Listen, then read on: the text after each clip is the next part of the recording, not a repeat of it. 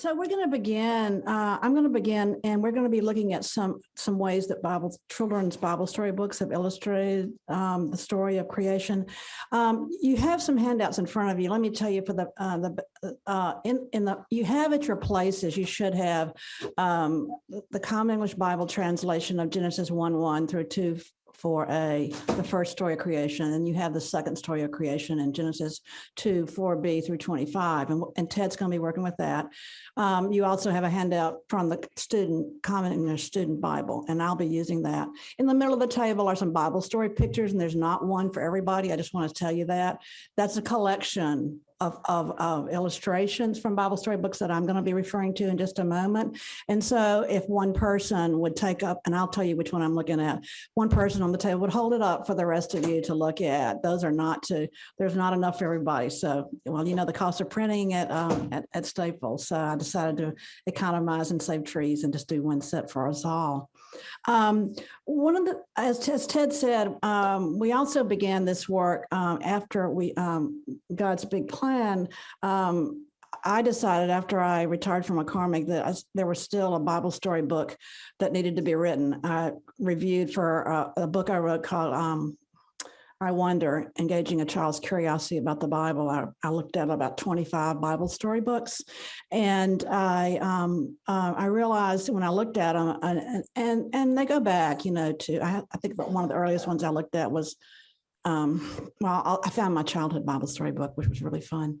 That gave me all my imagination that I read every night. It had very few pictures, but in my mind, I could paint the pictures. But some of the earliest ones I found, I even have one here from 1980s. So we're not talking about way, way back to the earliest part of the century kind of Bible story books, but we're talking more recent.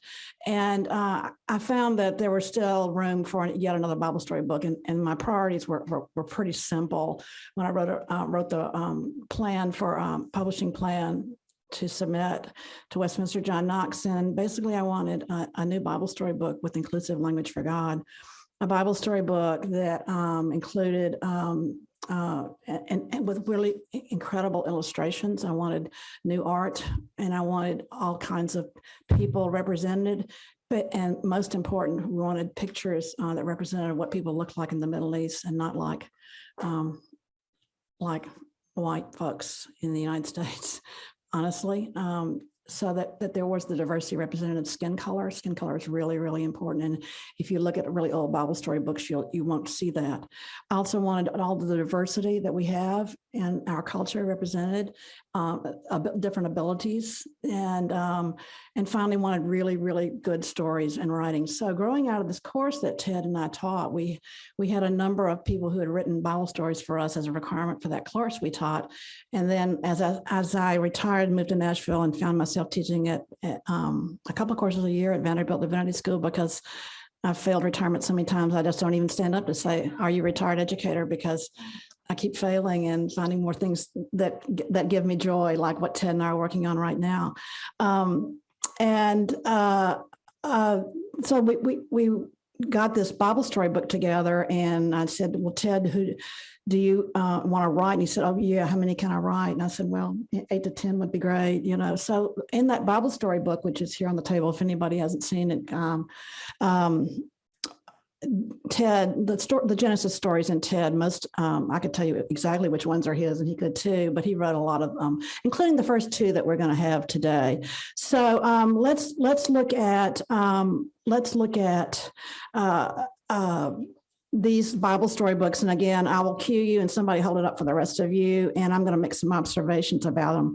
One of the things that the textbook that we used to use a chapter of, and then I started using the whole book when I was teaching at Vanderbilt, was Text, Image, and Otherness in Children's Bibles. And it's a book that Ted found actually at the Society of Biblical Literature meeting. It's an edited book with chapters. And if you really want, as Ted throws in his last slide, he always says, if you want more technical information, read this. And Text, Image, and Otherness in Children's Bibles is this incredible book. So it talks about where a picture goes on a page, and if it's on the verses as opposed to the bottom right or the bottom left, and where pictures are placed, and does the author tame the text is one of the chapters. I love this chapter. Does the author tame the story for the kids, or does it make it and want the child to want more? If you're about taming the text, and boy, does that ever relate to some of the preachers and Jackie today. Do we tame it, or do we make it come alive?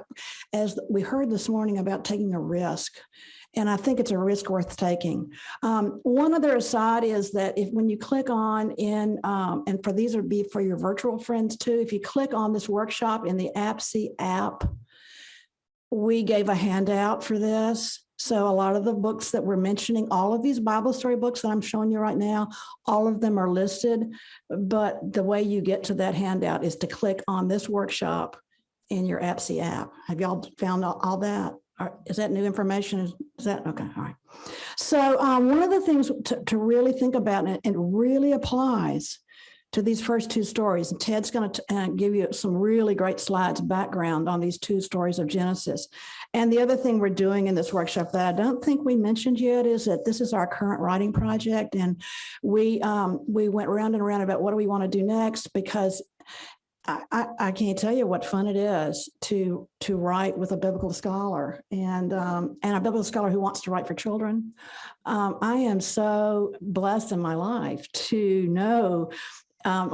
Sandy Eisenberg Sasso, Rabbi Sandy Eisenberg Sasso, who's one of my favorite children's authors, and not the best to wit, my friend, is like, yes. And now that she's writing with Amy Jo Levine, New Testament biblical scholar, the series of parables they've written for Flyaway. It's another example of a biblical scholar writing with an educator. So we think we're in really good company.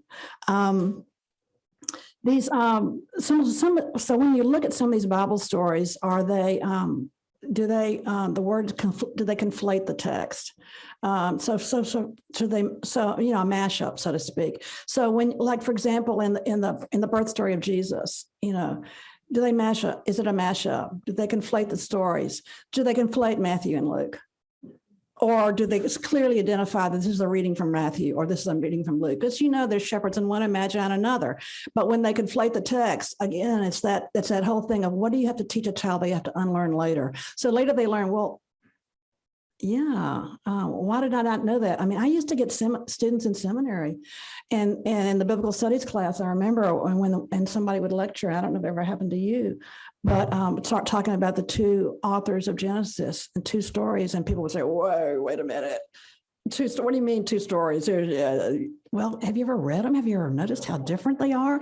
Have you ever noticed one sounds like poetry and one does not? Have you ever noticed? Wouldn't it be like, standing back and watching something happen and two people have a different viewpoint on it because they've seen it entirely different ways? Well, that's kind of like the Priestley and the Yahwist writers of Genesis 1, the first story, and the second story in Genesis 2. So be aware when you look at Bible story books, are they conflating the story? One of the things that I tried to find when I was looking in all these Bible story books is, and we taught yesterday morning, but we also taught about our first book, Genesis 11, 1-9, which in the Common English Bible is, instead of being labeled the Tower of Babel, it's labeled the origin of language and culture. So just so you know, we throw around Common English Bible a lot, that term CEBs, and we do that a lot because we both served on the editorial board for it. Ted is the lead translator of Genesis and also editor of other books in the Common English Bible. And while he was translating Genesis, my job was, when a manuscript came in, translated, was to be the readability editor. We use the Common English Bible a lot because we like it that it's written at 8th grade reading level.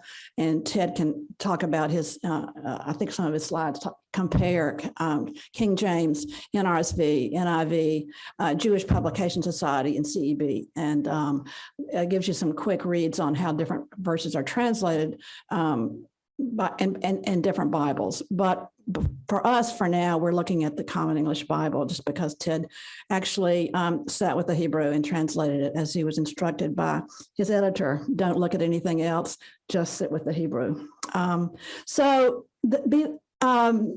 a couple of Bible story books. I didn't bring a lot because our time is tight, but the first one I have is the Family Story Bible. It has no picture. So that one, you can hold it up, but there's nothing to look at but words. And the Family Story Bible, Ralph Milton, 1996. Who remembers when you wanted a Bible story book to use in time with children worship, right? This was it. And it was great. And then they realized, there were very few stories of women. So then he came out with Lectionary Story Bible, year A, year B, and year C. Wasn't that a cool idea? I just thought that was really great. But that thing is, 1996, it's aged out. And of course, it's paraphrased. It's all paraphrased, right? And it tells you, goes way past, the text itself, right? It fills it in. And Jewish term midrash. So the only line I wanted to pull out was towards the end, after everybody was created. And one of the things to note too is the constant repetition. And God said, and God said, and God said, and you also see that in the NRSV too. And God said. It's a lot about what God is saying. And Ted will talk some about the difference between the first story of creation and the second story of creation. Then God said to the people, take care of my world. It's yours to use, all of it. But please be kind to my world. Please be kind to my world. The second one is to hold up is the Bible for children. And it has I copied this one because I think the image is so beautiful. How can they see it, James? If I hold it up like this, can they see it? Can virtual people see it? Is that good? I'm sorry, this is just all a learning experience, isn't it? So I just, for me, art is really, really important of how, you have to turn your page over at the table. It's on the back side. Again, I was trying to save trees. But here it is. And I think the art is interesting. I could just spend a long time with a child imagining with just showing them the picture. And the highlight on this one is towards the end again. God blessed it was after the creation of all the days. And God said, and God said, and God said, fill the earth with your descendants and look after everything I have created. So you're picking up, God said, please be kind to my world, look after everything I have created. The third one is from, and this was 2002. And the next one, the Pilgrim Book of Bible Stories, is one of the first ones that I just kind of fell in love with. Pilgrim Press, United Church of Christ, published the Pilgrim Book of Bible Stories in 2003. And this is interesting. Artwork is interesting. It really, as you can see from the artwork, what does it highlight more than anything else? What? Yeah, creatures and humans. You don't see that always in the pictures. And the line that I focus on this one is God made people to be just like God. God made people to be just like God. Just let that sit for a while. Can you think of 5 sentences, 3 sentences you would ask a child? What do you think it means to be like God? Wouldn't that be? I mean, it reminds me, what was it? Was it Ozzy that said, we are created in God's image? And what if it was, do not try to return the favor. Well, I can sit with that the rest of the day. That'll preach, as he did. Shine On, a Story Bible, was the Bible that helped me realize there was still a place for it. As much as I love Shine On, it's from the Brethren Press, Mennonites. By the way, Ted is a Mennonite. Grew up in a Mennonite family, father as a Mennonite pastor in California, and I am Presbyterian, so that's part of our background. Shine On, a story Bible. I've always loved it's 2014, so it is still fairly recent. It was the first Bible that I found that asked questions and had a place for questions for children. So I'll hold it up for our virtual audience. And you'll see, again, you'll see what's focused here. Humans are much less as large, much smaller than the actual other parts of creation that are created. And every story in this Bible storybook has three questions: wonder, connect, and explore. And the connect question is, you are created in God's image. Look around and notice the goodness of creation. How can we care for creation? So that's the first one I've seen that actually made a connection between these words that are there about taking care of the earth, be kind to my world, take care of my world. And this one says, ask the question, how can you care for the world? In Growing in God's Love, our Bible story book, Ted wrote the first two stories. How God made everything is the first story of creation. And we had to fight for this art. I remember as authors, we get a pass through at art, but as Ted said yesterday, they keep artists and writers separate, and the editors don't let you talk to each other. But this art came through, and Carol and I looked at each other. Some of the art in our Bible story book is art they already own because it was published in curriculum, and they're trying to save money, and that we understand that. But when we saw this picture, it had nothing of the created world, and I think it was Adam and Eve, and we just said, no, we really want to get something of this feel of the emptiness, of the void, from nothingness to this. And so we said, can you please try and give us another piece of art? So we are very happy with this piece of art. So Ted wrote this story, and when we were trying to figure out, I knew we wanted to do three questions, but we couldn't do wonder, connect, and explore. It had already been done. So I came up with hear, see, and act as our three questions. And yes, the model you've just seen, it was not original. It was the Shine On Bible story book, but I figured there's enough room for three questions written differently. So we came up with hear, see, and act. And Ted's question is, and towards the end, it said, you're all my people in the world I made. I made you just enough like me that you too can see how beautiful everything is. Another way of saying it, you're made in God's image. You are made just enough like me that you too can see how beautiful it is. I love that sentence. I could play with that one for a long time too. Take care of the world, keep it beautiful. Keep it beautiful, just as beautiful as I made it. And the act question that Ted wrote is, what can you do to keep the world as beautiful as God made it?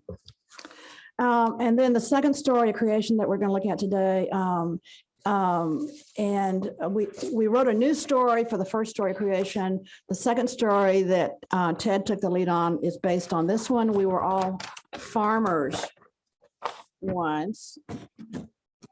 Yeah.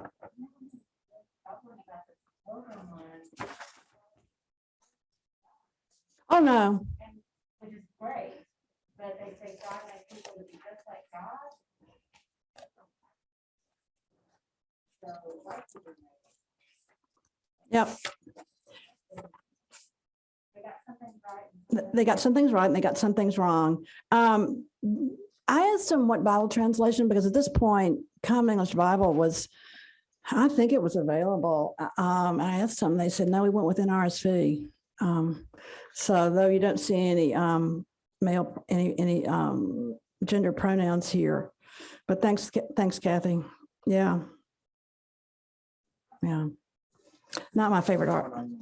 This was, Kathy was pointing out about the Shine On Story Bible and how, I'm sorry, Pilgrim. Oh, it's Pilgrim you were talking about? Oh, it doesn't use pronouns for God, but, oh yeah. Yeah. Yep, 2003.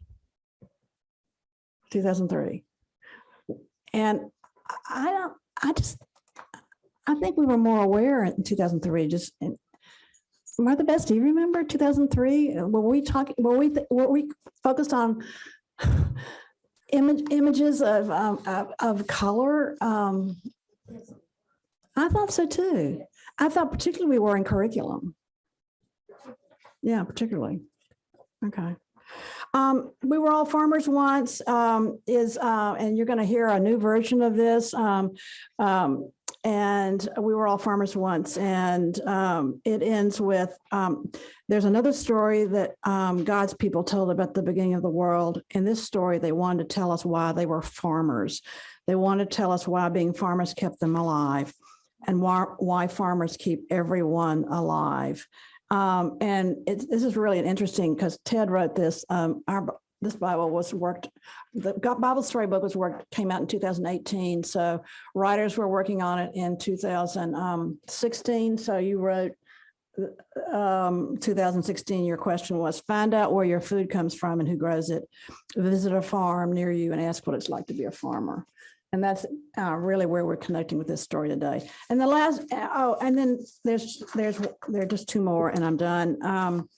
The United Methodists have love to do Bibles, and they just really get them out quickly. And this is the newest one, Bible Basic Storybook. You can tell by the illustrations that it's written for a younger audience, and it came out in 2019. And Brittany Skye, who used to work at the United Methodist Publishing House in Nashville, really wanted a Bible storybook for young children for which language would be important, attention to language, pronouns, colors of skin color would all be important. And these are very simply done. It's just one, it's that typical for very young children. And it's one story on 2 pages. So designed to be used easily. A small book and a child can hold. And the question is, or the prayer is, dear God, thank you for creating everything and making it all so good. And then finally, the Common English Bible, we're committed to doing a book for children, which is the Deep Blue Kids Bible. And the Deep Blue Kids Bible came out. It's designed for up to, I think, fifth grade, 4th or 5th grade, I think. And it has notes for children, and it has introduction to every book of the Bible. And parents said, well, I need this. So they just put a new cover on it, added notes for adults, and basically used some of the same stuff. And so they have that available. I like the Deep Blue Kids Bible. I would really use it more with 3rd through at least 5th or 6th grade. And then after that, if you want another Bible, if you want to keep on moving up with your Bibles and you want to give a Bible, the CEB Student Bible is great because it's used by, it's written by teenagers. It's got some spiritual practices in it. And I pulled out this one page, and everybody's got a copy of this. And I pulled it out for the note, and I thought, boy, this sounds familiar. Caring for the earth, in God's image from the first story, and caring for the earth over there on your right side of your page. I thought, this certainly sounds familiar. I showed it to Ted, and he said, well, that's me. That's my writing. So if you have a copy of the Common English Bible Study Bible, the authors, were you each right to write? You wrote the notes for the book, right? It happened different way in different books, but in my case, I was the lead translator and also the writer of the study notes. So and you can take this with you. This is for you to take. Caring for the earth, and Ted writes, there are 2 entirely different pictures of the human place in nature, and 2 images of human as ruler and as servant point to universally acknowledged realities. Humanity has a unique power to alter the world, but it is ultimately dependent on the earth and its life for survival. So Ted, we think they took Ted's note and then added to it or altered it a little bit. So that's just a quick review of what's going on in Bible stories with children's. Ted? So should we move into number 1? Is there anything else y'all noticed or would highlight from a Bible storybook that you know? Yeah, maybe we should see if there are responses or questions. Yeah, responses or questions? Anybody? or virtual? Any, Laura, any hands? Okay. All right, so Ted. The watches. Thanks. So we're going to now talk about two children's stories that Lib and I have written but not yet published, that try to or aim to draw out our belonging to the natural world in new and creative ways that are authentic to the stories themselves, but also, excuse me, but also relevant for the world we live in which the climate is changing and in which we need to change our understanding of who we are in the world. So we'll begin with Genesis 1. And the aim here is to, the way we're going to do this is to, I'm going to show some slides to give you the biblical grounding for the particular perspective we're going to take on the story. And the first thing that I want to emphasize is that both of these creation stories intend to show how the human identity is grounded in the natural world. In other words, if you were to ask the Bible, who are we and what are we doing here?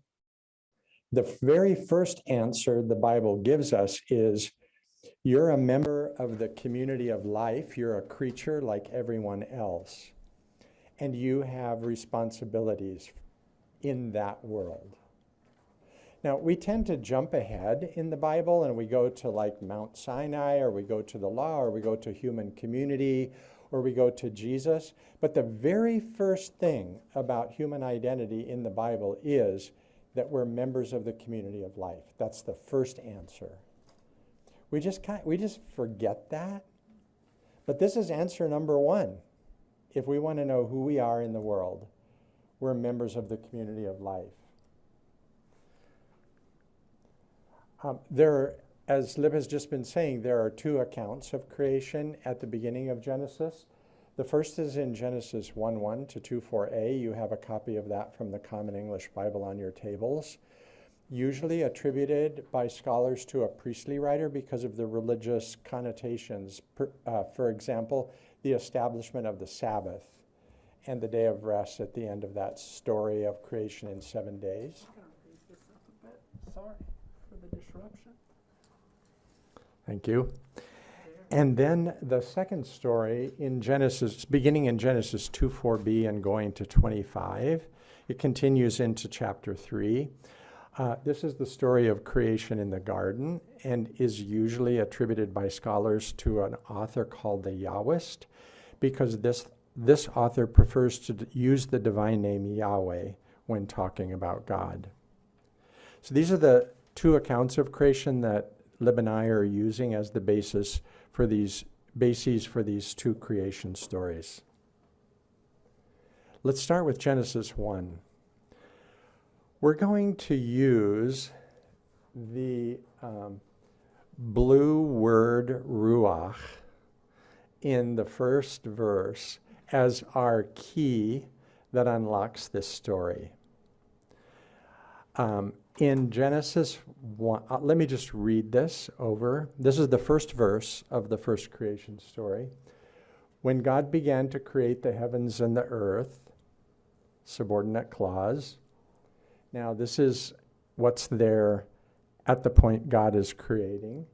The earth was already without a shape and form. It was dark over the deep sea, and God's wind, I'll refer to the other translations in just a moment. God's wind swept over the waters. Then God said, "Let there be light." So we're going to take as our starting point the very first thing that the story tells us about God in the story, and that is the fact of God's Ruach, the Ruach Elohim. And we're going to try to unpack here the way in which this story provides this fact, the Ruach of God provides a kind of orientation or a framing of the entire creation story and what that might tell us about our place in the world. Now, before I go there and start doing the biblical interpretation, as Lib was talking about these stories that you have on the table, I was going through and checking what they do with Ruach and wind. And let me just quickly summarize that for you because it's really interesting. The Family Story Bible doesn't mention it. It just says there was just God. The Bible Basic Storybook doesn't mention it at all. It says there was nothing at all, then God spoke. Okay? Embarrassing confession. The story of Genesis 1 from our story Bible that I wrote doesn't even mention it. Do you want to redo? It just says, at first, it was really hard to see. Water was everywhere, so God made light. It doesn't mention God's Ruach at all. Yikes. In the Bible for children, the author says, the earth was formless and empty, and darkness lay over the deep oceans, and God's Spirit was moving over the waters. That's an interesting and important translation, which I want to come back to in a moment. It doesn't say anything about breath, but it uses the translation Spirit. And then the last two mention it. And let me just read briefly. Shine On, a story Bible, says, wind swept over the waters. But it doesn't call it God's wind, just wind. It disconnects it from God. That'll be important to note. And then the Little Pilgrim Book Bible actually does the best at recognizing this fact. It begins, in the beginning, God made heaven and earth. God breathed a wind over the deep emptiness. We're going to, in a moment, get pretty close to that translation. But you can see what's happening in children's story Bibles. They're either interested or not interested. You leave things out. You translate them wind or breath or spirit. And so there are just a lot of variations. And I want now to illustrate how we're going to deal with this and the importance it's going to have in the story we're going to write. Okay, so the very first thing that the Bible tells us about God is that God has Ruach. That's the first fact about God. And I want to unpack what that means now. One of the meanings for the word Ruach in Hebrew is wind. And it's the one I selected for translation. And I want to explain why I selected it. Here are some other biblical texts which use Ruach in this specific way. From Ecclesiastes, blowing towards the south, shifting towards the north, shifting, the wind blows, on its cycle the wind returns. So this refers to the atmosphere, the Ruach in the atmosphere and the way the winds shift and blow from different directions, mostly at this point from the north in Chicago. And then in Psalm 135, I want to mention that this describes the thunderstorm. The Ruach, the wind that accompanies the thunderstorm.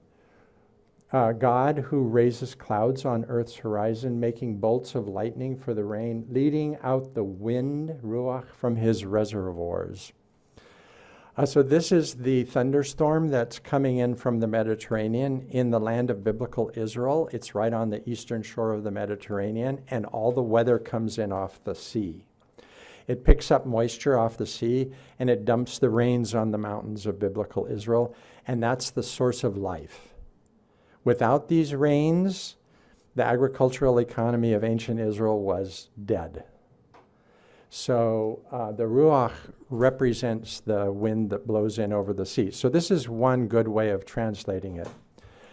as we know from other biblical texts. The other reason I picked ruach, you can't pick more than one word. That's the problem with translating. Even though you'd like to pick more, which I will in just a moment, is that in the story of creation in Mesopotamia, the creator god Marduk uses winds to help shape in creation. So I really feel that the biblical account is reflecting this ancient Near Eastern idea of God's winds helping to shape creation. So I used it, but I think it's not the only meaning embedded in the term. The other possibilities are these. Breath. So that when the Pilgrim's Bible says God breathed a wind, that's a cool way of capturing both of these meanings. This is from Psalm 104, and it describes all of the living creatures. The they here are all the living animals and beings, including humans, that God created. And the psalmist is talking about them. When you hide your face, they are dismayed. When you take away their ruach, they die. If you remove their breath, they die.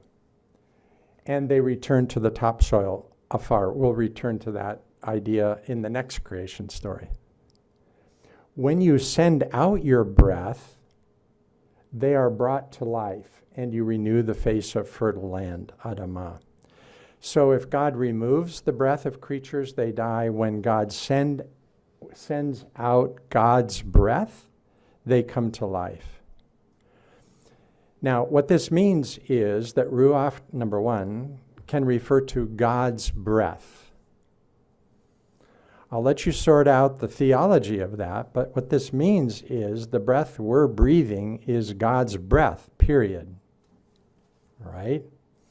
When God takes it away, we die. When God breathes into us, we breathe God's breath and we come to life.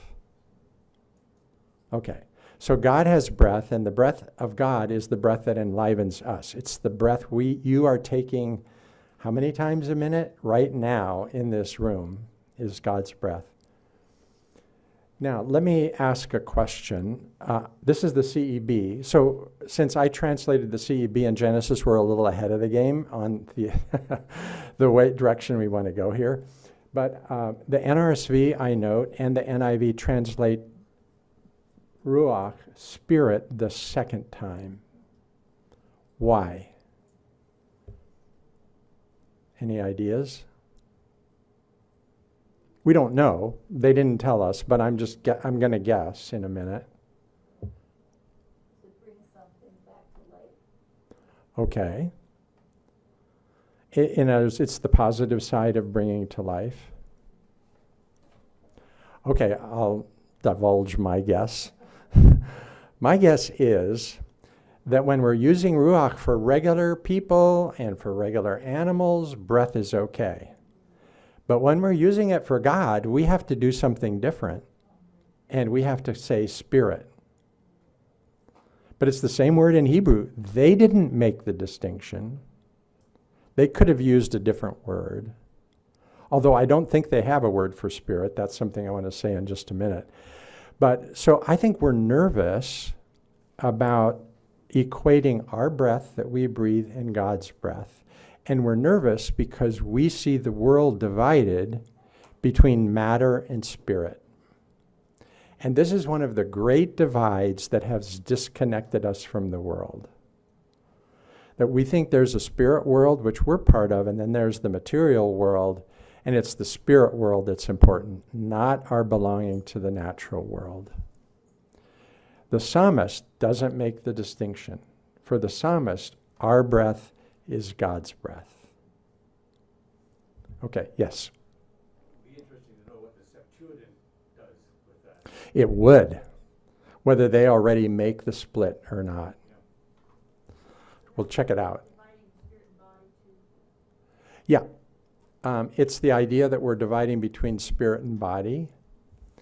And in my opinion, across the whole surface of the Old Testament, biblical writers don't make that distinction.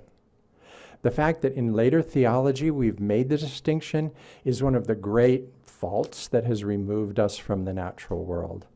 And one of the things that the Hebrew Bible can do is reconnect us with the natural world and reconnect God with the natural world.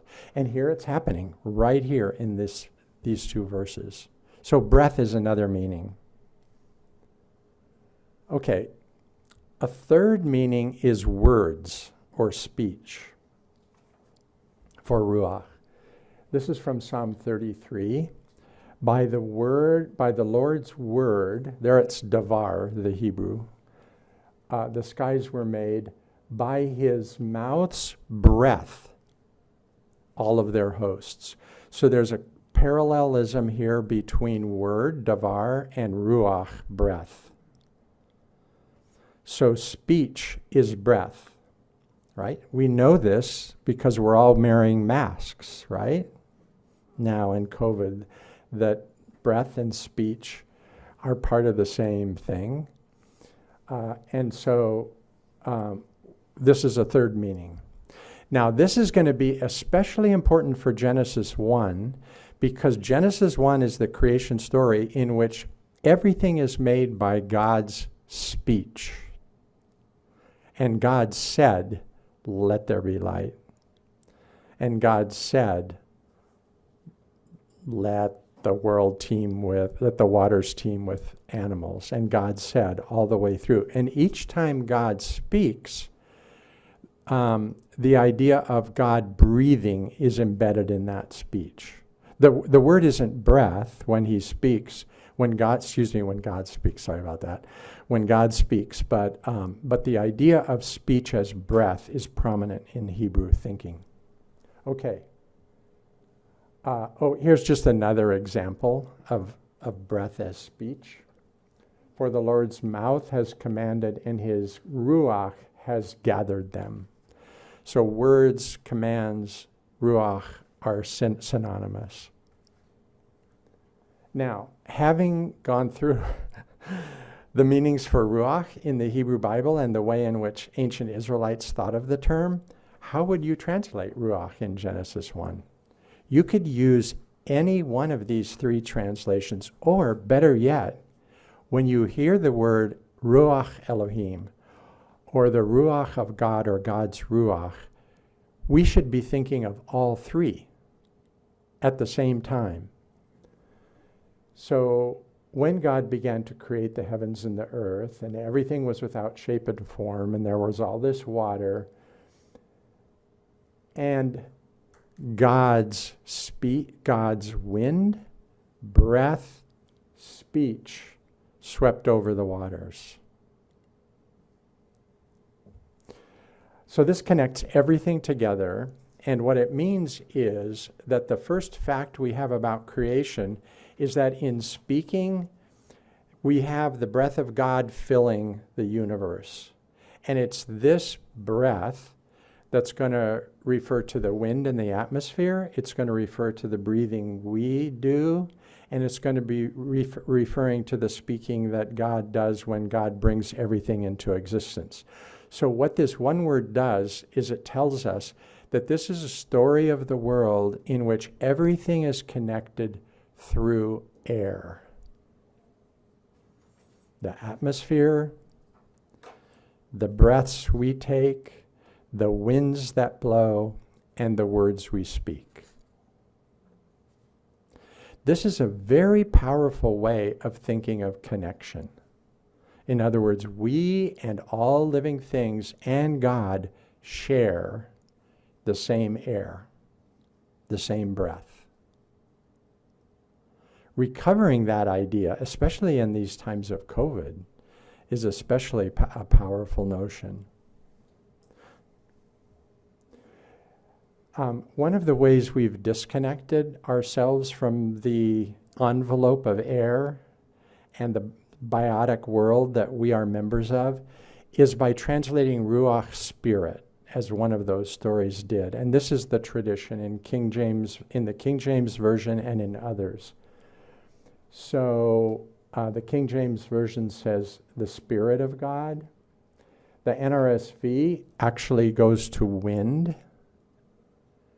And then the NIV, in these theological places always follows the King James Version. And then in the CEB, as we've seen, I translated wind for the reasons I've described. But if I could translate this for the purposes of the story we're going to just tell, I would say and God's wind, breath, and speech swept over the waters. And it's this breath and wind of God that creates the atmosphere that we all inhabit and that ties everything together. And by re-understanding of ourselves as members of the atmosphere, of the air that we breathe, that we share with everyone else and with God, we can think of a new way of reconnecting ourselves, especially in this period of climate change. As these translations do, we have a long tradition of splitting the Ruach of God and the Ruach of the rest of us off from each other. But if we do a closer study through the whole Hebrew scriptures of this, there's no warrant for that. The warrant for that is later theology, in which we wanted to make that split. The warrant for that is not in the biblical text itself. We share God's breath, and God shares our breath. Okay, that's the biblical background for the story. So Lib can tell you a little bit about the story, and then we'll read it together for you.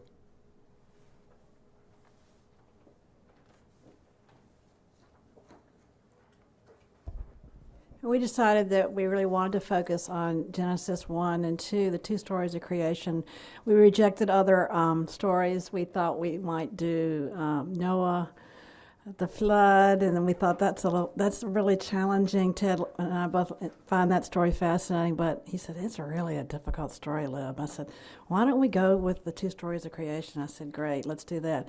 And we also then wanted to connect it to the care of the world, the earth and the environment, which is an area of Ted's own research, scholarship, and writing, and my own interest and passion, too, about how we live as caretakers of the world. We sat down in my house in Nashville. Ted flew in January of Way back. 20, right before we were shut down. The pandemic, and we took a run at writing stories together. And some of what he's just done was also we talked about that, his scholarship. He had an article he had me read about the Yahwist writer and the priestly writer and the distinctives of the writer. But the slides he's just given you, some of this is his new work for him that he put together. And as I watch these slide sets and read these again, it reminds me of the conversation. I remember it vividly. I was sitting in my chair with my dog, and he was on the couch, and he looked at me and he said, "You know, we breathe the same air as God. You know, Lib, when we harm the air, we harm God." And I sat there for a long time thinking about that. It just kind of brought me all the way back to Genesis 11, 1-9, when he was doing a paper in a faculty meeting. And all of a sudden, when you put out people trying to get closer to God, and you pull out the original meaning that has been layered on that for years about punishment, pride, which is not in the text, all of a sudden, the aha, then how do we reframe that for children? So when Ted said, we breathe the same air as God, and when we harm the air, we harm God, theologically, I just kind of like, wow, I need to think about this for a long time. This is so powerful. And then what he's just done with you in these slides, when he pulls out the translation of Ruach, and he said to me, and this was, 3 years ago, you said, oh, I wish now I had used breath. And you used wind. Did I say? Oh, yeah, you said that clearly. Forgot about that. No, you said clearly, because he was sitting there with our Common English Bible and our study Bible. I wished I'd used breath. And, of course, you used wind, right? In the CB. Yeah, in the CB used wind. And so we were sitting there and we were trying to brainstorm on these two stories. And he said, well, since I've already I think I want to work on the Genesis 2. I said, great, because I want Genesis 1. But I was trying to be nice and not grab it first, because I just got intrigued with this whole idea of God's breath and what he's just done with you with the Ruach and how it can be translated as speech, God's breath, God's word. Is that right? Breath, speech, and word. So we worked on this story, and we each took some leads and helping, and it's gone through many emanations. We are also still trying to get it published. We're not giving it out for that reason. We've gotten some rejections. We go back and we've revised it about, I think this is like the 5th revision. It was much longer. It's now shorter. We haven't given up, because being here with you, and we taught it yesterday, we got some good comments, and we appreciate your comments and suggestions. If you want to write them down and give them to us, that would be great too. But I think we're getting renewed energy about trying again. It's hard. It's much easier to get adult books published than it is children's, because the children's market oftentimes requires an agent, and to get an agent, you've also got to have more than one book, and it just gets more and more complicated. We haven't found an agent and hadn't really worked hard at that, but we'll read this story now, and so as you hear it, listen for how it connects to what Ted was talking about in terms of the translations, the way that speech is breath, and think about how God's breath that gives life to the world also becomes speech as it is embodied in the air that we breathe, and how our speech takes the form of words and actions. So, You're going to start. yeah. We breathe together. Have you seen your breath? You can't see it when you're inside. But outside on a cold day, you can see it right in front of you, a clean breath of air. Do you ever wonder about where your breath comes from? This is a story from the book of Genesis. It tells us how God breathed air into every living thing on earth. God took a really big breath. God knew she wanted to make a world, but where to start? God knew one thing: whatever she made, water, sky, a tree, a flower, a bird, a child like you, there was something that they would all need to live: clean air. It was dark in the beginning everywhere. So God took a breath, spoke, and light appeared. It wasn't dark anymore. Light came alive with God's breath. It was clear and beautiful. Then God saw water everywhere, so God took a breath, spoke, and water flowed. Some water covered the land, some water rose up into the sky. God breathed into the water. Clouds formed in the sky and made clean rain. It was beautiful. Then God thought, where's the land? God took a breath and spoke to the waters. Some became streams, some became rivers, other waters became lakes, creeks, and oceans, and then land appeared. God looked at the land and breathed life into all the plants. They breathed in God's breath and then breathed out God's breath back into the world. Then everything started growing. Weeping redbuds, magnolias, bur oaks, and redwoods. Plants produced seeds, and more plants grew and breathed. Sunflowers, geraniums, and pansies. The land was filled with color. The air smelled as beautiful as it looked.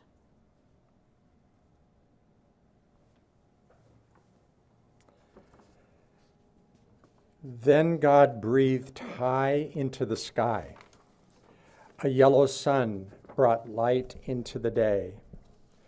God breathed out again, and a white moon brought light into the darkness. Small parts of God's breath put stars and planets in the sky, which you see at night. Finally, God took the biggest breath of all and blew it out. Everything changed. The air was filled with birds flying everywhere, hawks, cardinals, and chickadees. Bees collected pollen from flowers. Dolphins breached in the ocean. Sea turtles swam, and fish jumped in the lakes. God's breath was so deep and so long that animals started walking and running on the land. People did too. They all breathed clean air, God's own breath. Then God took another breath and looked around. Wait, there's something I've forgotten. I really want people to know how to live. Then God said, I gave you my breath. I made you just like me. You share your breath with me. You share it with every living thing. So be sure to take care of the world. Keep it clean and beautiful. Keep it just as beautiful as I made it. Then God paused, looked over creation, took another breath, and rested. Everything was beautiful and breathing God's air together. The air we breathe is God's air.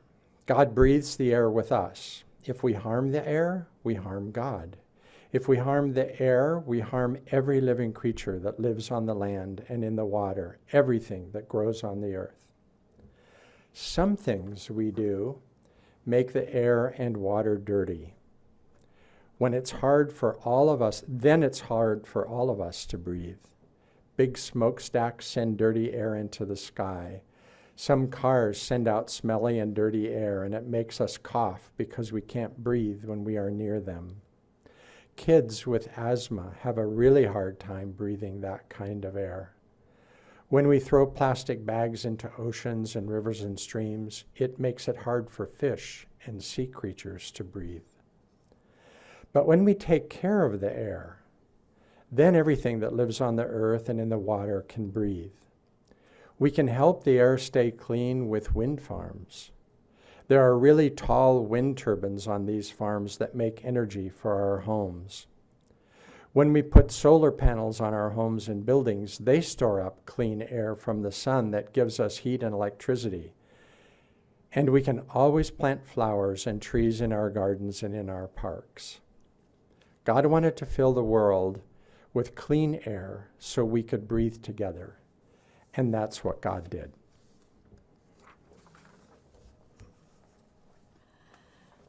So, comments, questions, anything you want to ask or observe, or give feedback? We will take anything. Yeah. One of the things I know about it is it's like something God did once. Yeah. It's missing the God keeps doing it. Okay.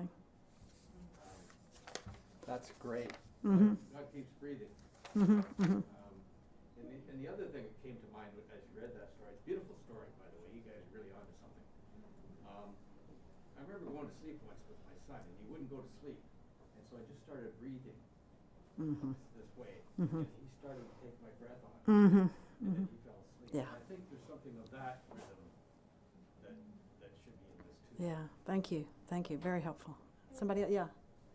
I'm just really appreciating the concrete illustrations at the end of what this looks like. Uh-huh. And I was, in my head, I could already see vacation Bible school projects and. Uh-huh. You're already going there. You're already going there. Yes. Will you repeat what they're saying? Oh, I'm so sorry. So name, Bill? Yeah, Bill was talking about that we referred to God did this, but God, it's still ongoing. So it's not just something that happened a long time ago, but God is still breathing. Is that right? Yeah. And then Bill made a comment about when a son was trying to go to sleep and couldn't, and so he put him next to him so his son could catch his breathing and get in that same rhythm of breathing. So the rhythm of breathing, he said, could be added somewhere. Is that right? Yeah, and like in meditation. Meditation, exactly. All right, right. And your name, Vicki. Could the practical examples at the end about wind farms and solar and all, practical examples lead to many other ways that you think about doing this as you like if you use this story like in a vacation Bible school. Yeah. Anybody else? Yeah. It just made me think of a phrase in one of Barbara Brown Taylor's sermons. I think it was a Good Friday sermon where she speaks breathing his last, and how every breath we take receives part of that breath that he exhaled. A reference to Barbara Brown Taylor's one of her sermons about how Jesus breathing his last breath, and every breath that he took, that we take, we breathe in. Yeah, we breathe in. We breathe in the breath of Jesus. Is that kind of it? Okay, yeah. I may have missed this, but we lived in Arizona for a long time, and so when I heard the descriptions of the flowering plants, Yeah. I also thought about my kids being raised in the desert. And Yeah. the beauty of The the lush desert. And, Yes, yes. They didn't really see the flowering plants. Yeah. Even the other. Yeah. So to kind of add that. Thank you, Katie. This, of course, reflects some of the things that Ted and I see in our gardens, because we're both gardeners. Oh, I'm so sorry. Katie said that her son growing up in Arizona would not know bur-oaks and magnolias and weeping redbuds, my favorite trees, but so in the desert. So the beauty of the dryness of the desert and cacti and things like that might be an addition. The bur-oak simply is a nod to the south side of Chicago, and I have a friend who's a photographer here, Terry Evans, and she took me to see her bur-oak. It's 300 years old. So you can, and it's behind the Museum of Science and Industry, and so it's been there and watched, the World's Fair of 1892 being built, and it's going to be there to see the Obama Museum going up and the bur-oak. And she takes me around to see the front of the bur-oak because, as a photographer, she knows what the front of the tree is. So thank you. That's a good idea. Yes. A palm tree for Florida. We need to add a palm tree for Florida. And we could go on with this for a long time, couldn't we? But it sounds like it did engage you, and from your observations that it's a good story for me, makes you want to go to another place and imagine. And so it sounds like that's doing that, and you also are connecting with it. So that's really helpful. And I'm seeing some nods. And yes, from our virtual participants? From our virtual friends, Roberta said, it seems you went out of your way to be gender neutral with God. Is the use of genders in the first couple lines for sentence simplicity? Oh, well, you caught it. You caught it. Ted and I went around about that. I wrote that line, and Ted said, do we leave that in? And we could have gone gender neutral. God knew one thing. God knew God wanted to make a world, or God knew one thing, whatever God made. And I think it's just my nod to a feminist interpretation of God and a female pronoun, because it's just not there in the text, and you can't make it be. And so Ted and I went around about that. Do we leave it in? Do we not leave it in? We left it in, but it's not a deal breaker for us. If we could ever get this thing published, it would not be a deal breaker. I would never use a gendered pronoun for God, ever, but I would use God knew God wanted to make a world, or whatever God made would be fine with me. But I thought, first run, I'll try for it. I mean, I did sneak it in, and there is one story in there, and the Bible story book, and the editor caught it because I used she for the spirit, and they said, oh no, and I said, no, I want this, and I got it. Have you ever thought of putting a hyphen between the S and the HE? The hyphen, the G, the hyphen D. S hyphen HE. Oh, no. Thanks, James. Have we ever thought of putting a G, she/he, is that what you're saying?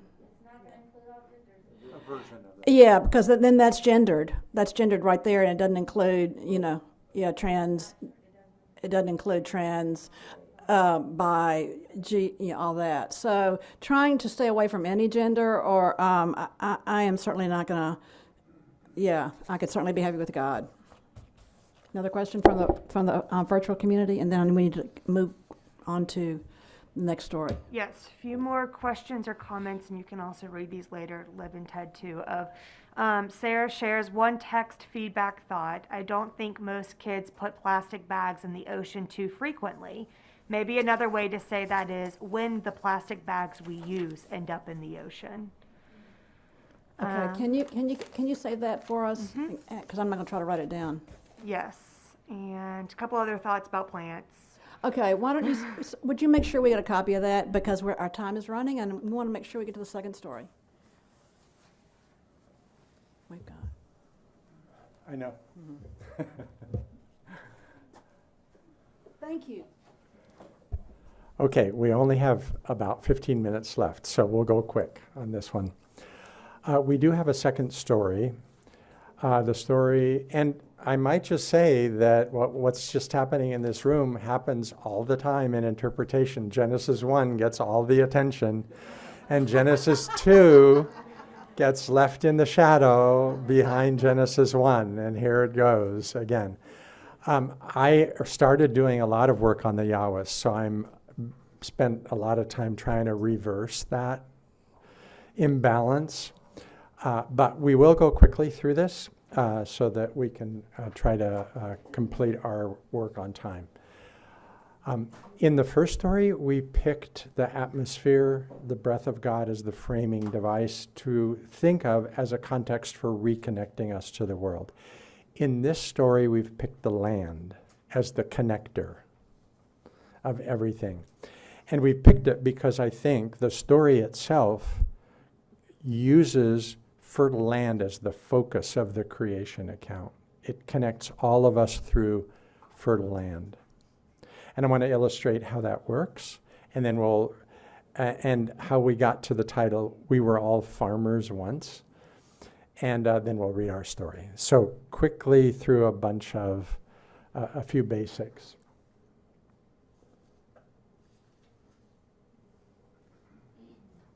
This is the first verse of the second story. So we're focusing on the beginning of the story as the kind of orienting idea, for the orienting idea. On the day of the Lord God, and the word Lord is the representation of the divine name Yahweh in the story, so that's where the divine name comes from. On the day the Lord God made earth, that's the general Hebrew word eretz, which means the whole world, everything in it. Earth and sky. And before any wild plants appeared on the earth, and before any field crops grew, because the Lord God hadn't sent rain on the earth, and there was still no human being, the Hebrew word is Adam, to farm the fertile land, and the fertile land in Hebrew is Adamah. Though a stream rose from the earth and watered all the fertile land, the Lord God formed the human from the topsoil, afar, in Hebrew, of the fertile land, Adamah, and blew life's breath into his nostrils.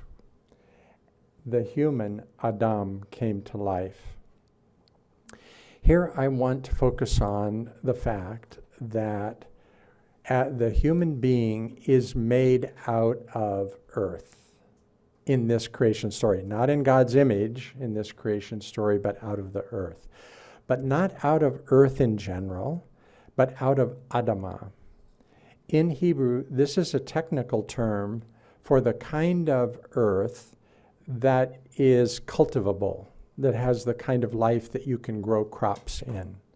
In biblical Israel, you had a lot of rocky hillsides that weren't suitable for growing crops, but you had other rich red soil that was broke down off of the limestone base in which you could grow crops. And it was the fertile soil, the soil that farmers cultivated, that was referred to as Adamah.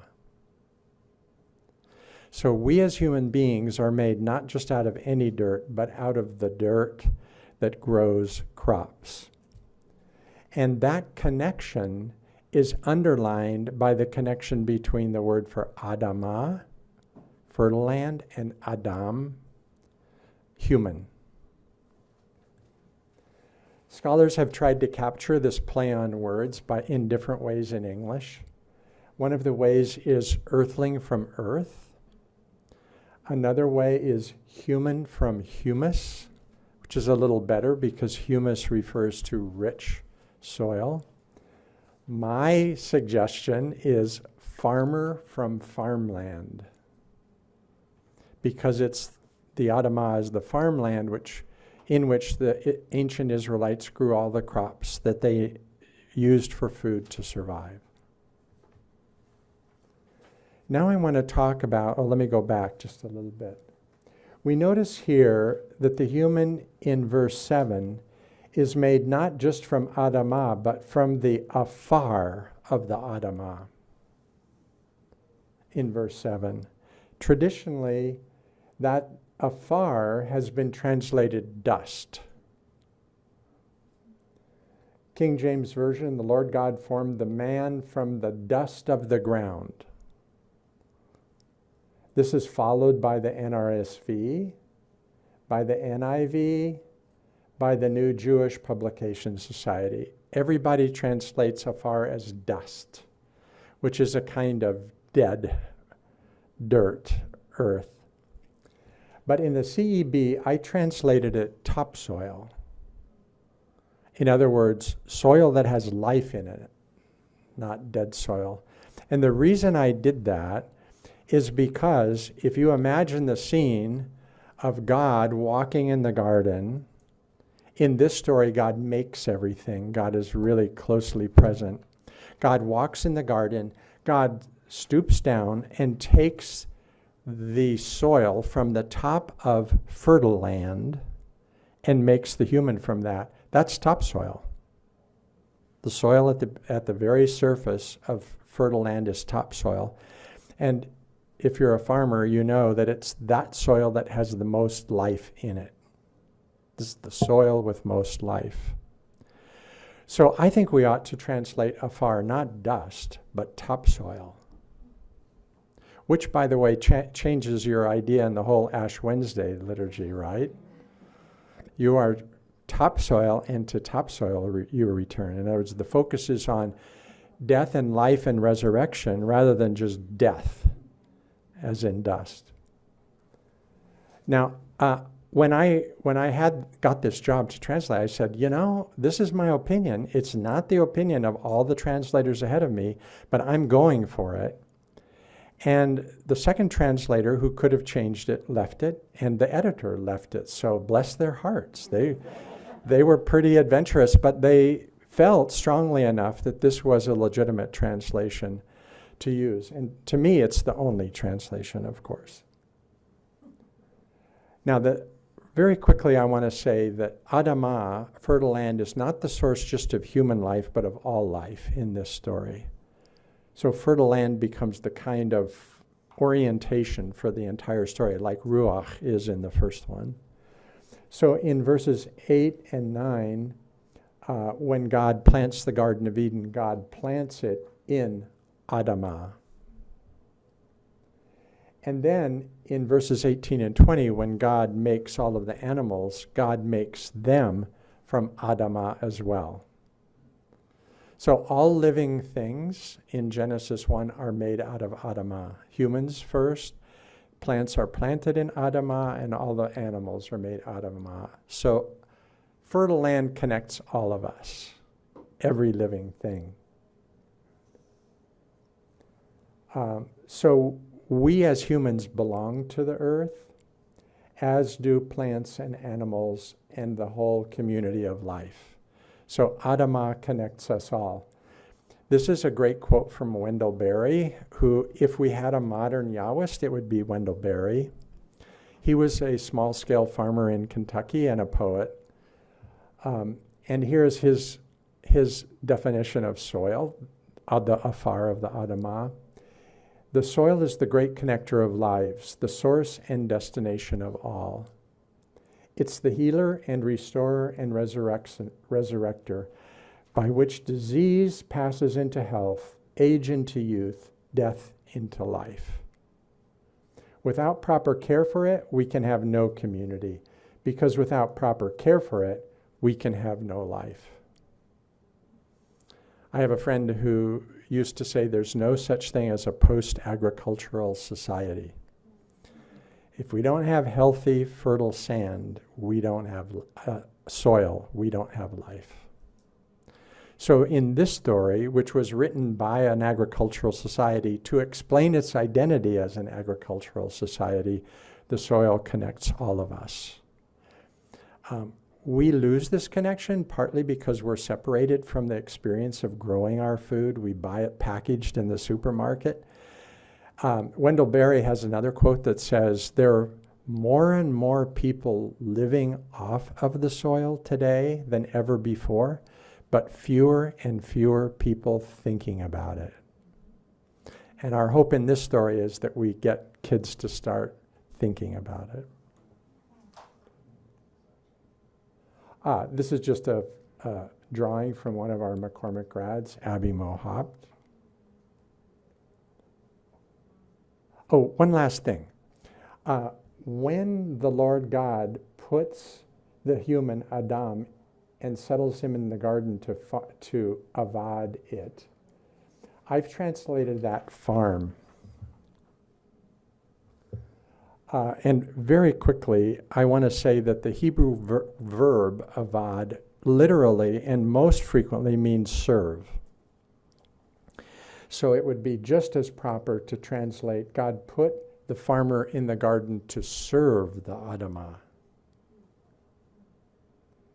Here's how it's been translated in the past. Dress the land, till the land, work the land, till the land.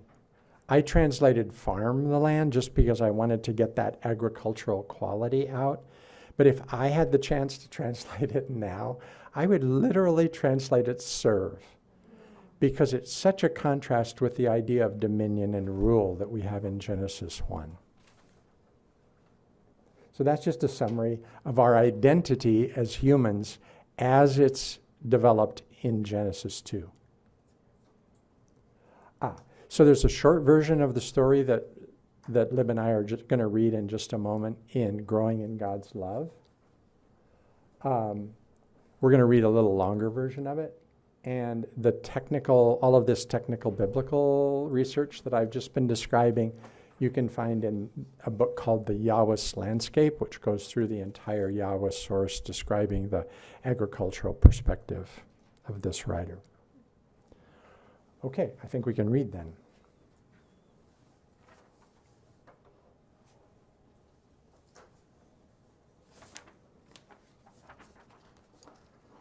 Okay, we'll just get this under the wire.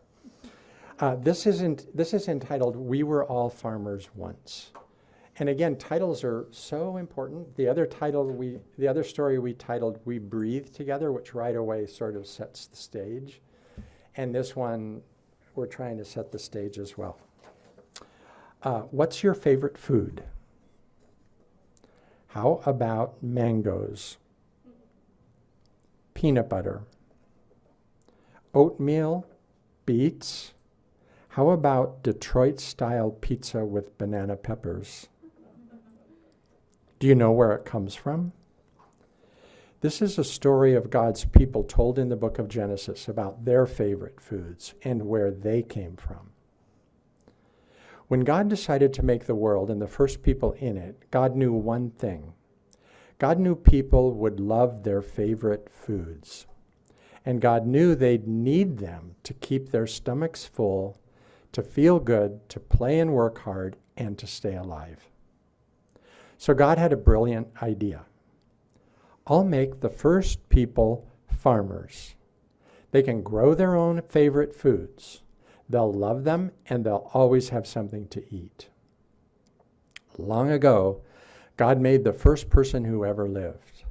God took the best, richest, darkest, thickest soil from the ground. God shaped the soil into someone who looked like you and me. God took a deep breath, breathed into the new person, and the first person took the first breath ever. Then, on the best, richest, darkest, thickest soil that God made the first person from, God planted a big farm. God planted the plants that grew the first people's favorite foods. olive trees for olives and olive oil, pomegranate and fig trees for luscious fruit, vines and grapes for juice and wine, and wheat fields to grow grain, to grind into flour, to make pita.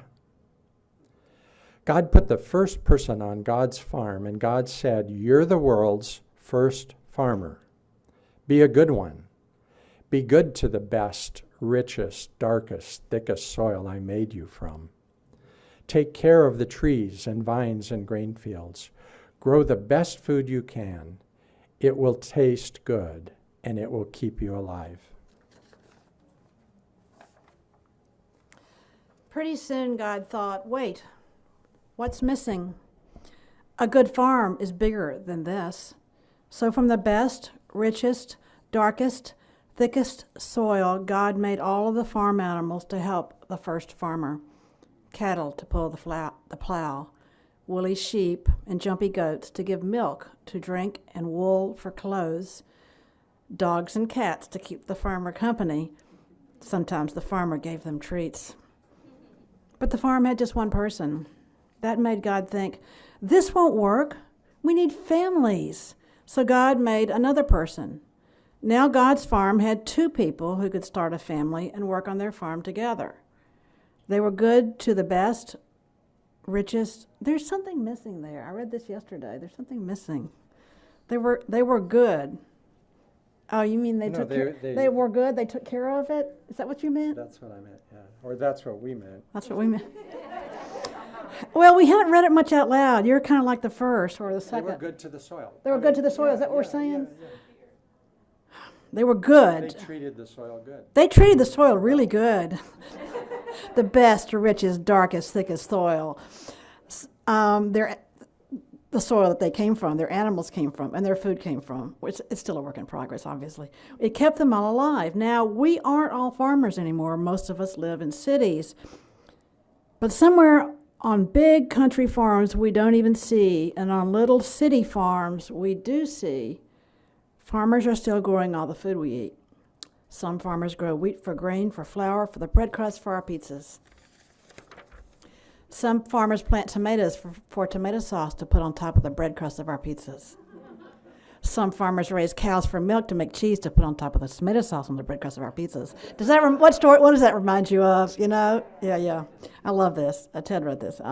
Some farmers plant banana peppers to put on top of the cheese, on the tomato sauce, on the bread crust of our pizzas. So many farmers, just for one pizza. The best pizza comes from the best farmers who grow the best plants and who take the best care of the best, richest, darkest, thickest soil, just like the first farmer did. God wanted to fill the world with dark, good soil, with good, strong plants, and with good farmers to grow everyone's favorite foods, and that's what God did. So Ted called his daughter in New York and said, what are my grandson Theodore's favorite foods? And she said, well, Detroit-style pizza with banana peppers, oatmeal and beets. So would you like to feel some responses, and then we'll close out? We've got just I think we're out of time. We're out of time, but do you want to say anything or some comments? Go ahead, Yeah, questions. Laurel. Serving in a rural context for the last 4 years, that story, as much as I loved it, is for kids in the city, not my children in my congregation, because they grow up farming. Yeah. True. Okay. Yeah, sure. Thanks. Yes. So would you write us an email and